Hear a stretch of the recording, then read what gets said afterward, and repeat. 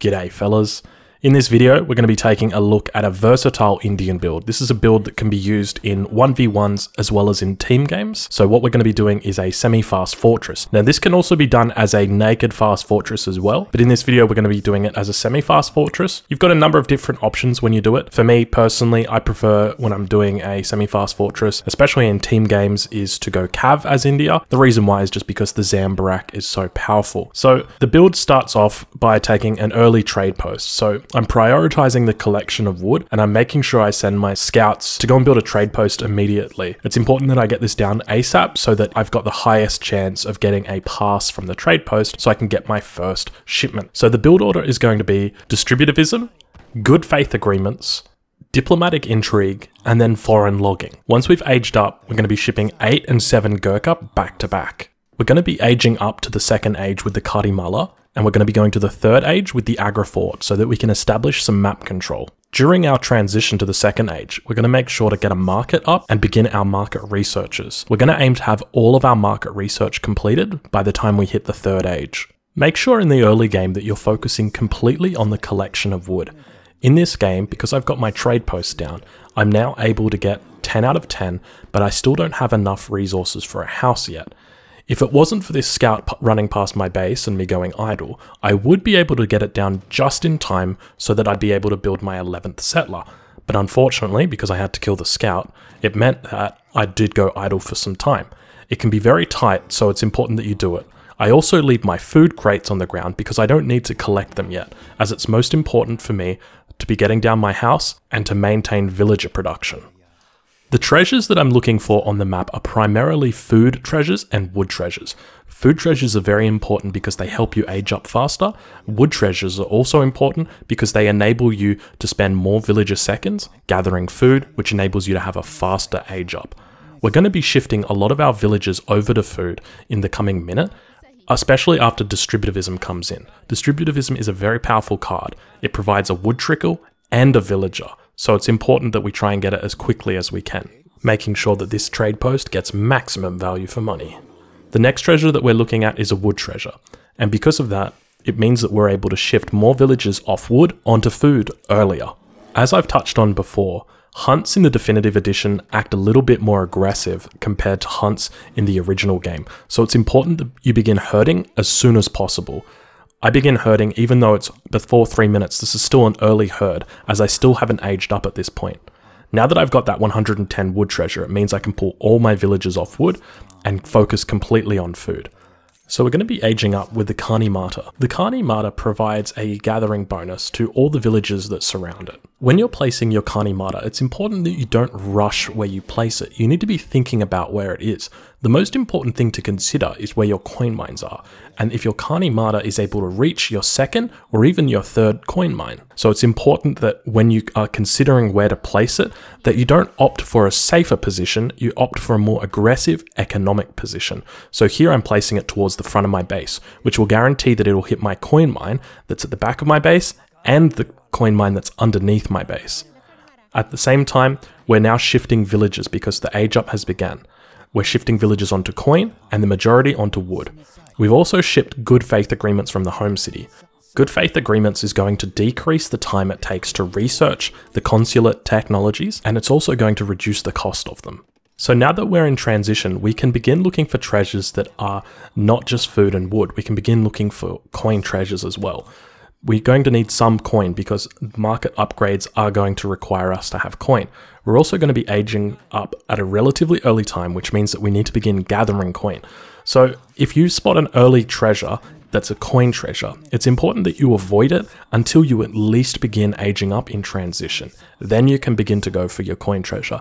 Otherwise, you're just wasting that time and those resources.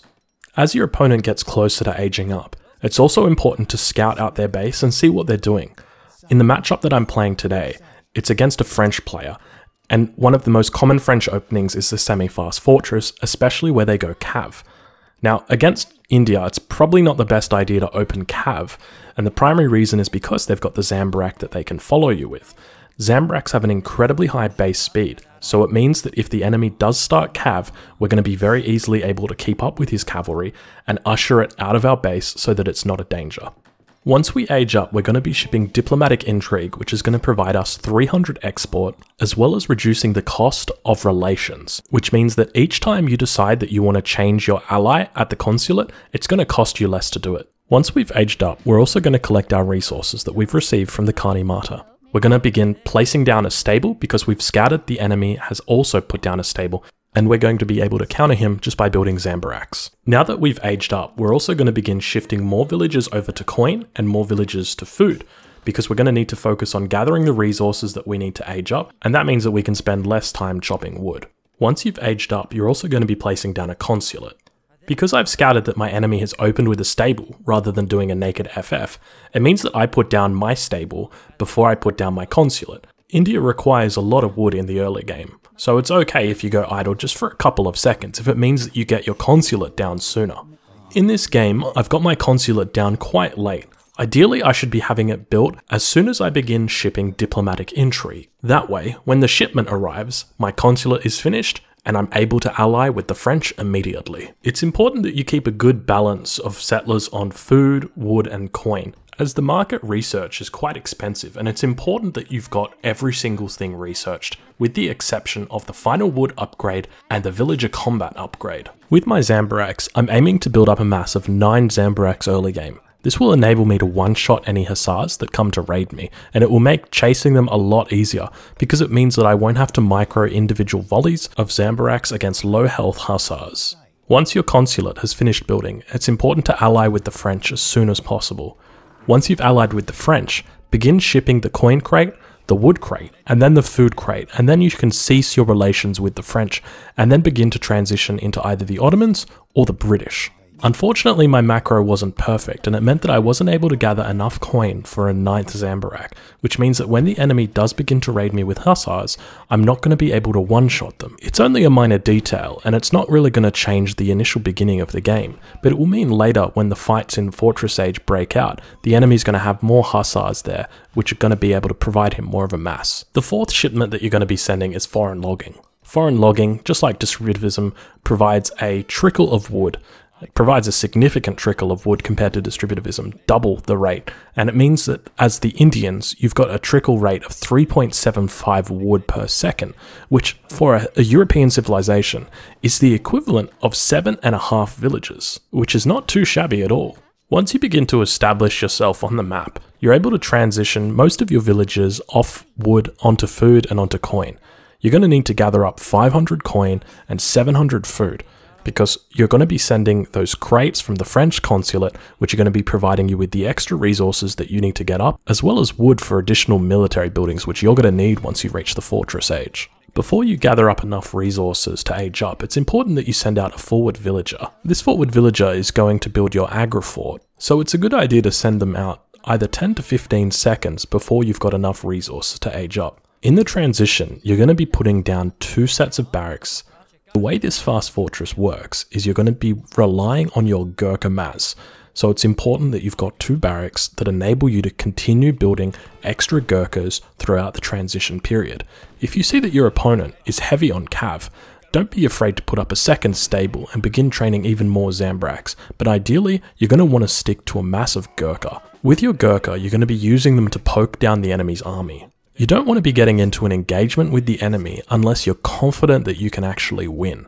Otherwise, it's best just to poke down the enemy from a distance, making sure that you use attack move to hit the massive enemy infantry before they can hit you. Keep your Zambaraks close to your infantry, just in case the enemy does try and hit you with a cav push. Your Zambaraks are going to be able to come out and meet the enemy cavalry and allow your Gurkha time to retreat.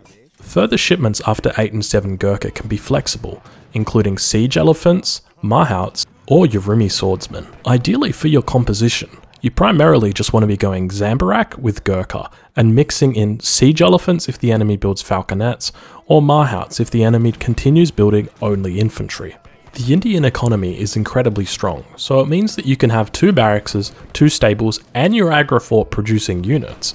If this game were a team game rather than a 1v1, I'd be opting to gather more wood than I would be gathering food and coin, and then be focusing on getting my 2nd and 3rd town center up so that I could begin to build my economy.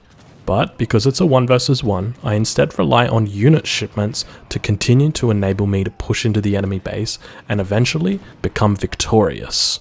Overall, this is an incredibly solid Indian strategy. I'm a big fan of India. They're a very versatile civilization and flexible in the early game. In team games, they're actually considered quite high tier simply because of their Zambaraks. Their Zambaraks enable them to provide a second age dragoon unit to their allies, which means that when you're chasing away German cavalry or French cavalry, that you're actually able to go and kill it and not just chase it away like a pikeman. This build order, like the Indian civilization, is flexible as well and can be done a number of different ways, with a heavier unit focus in 1v1 and a heavier economic focus in team games.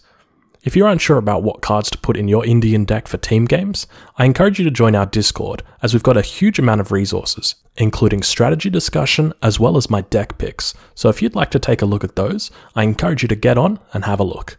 Other than that, I hope that you've been able to take something away from this video. Thank you for watching.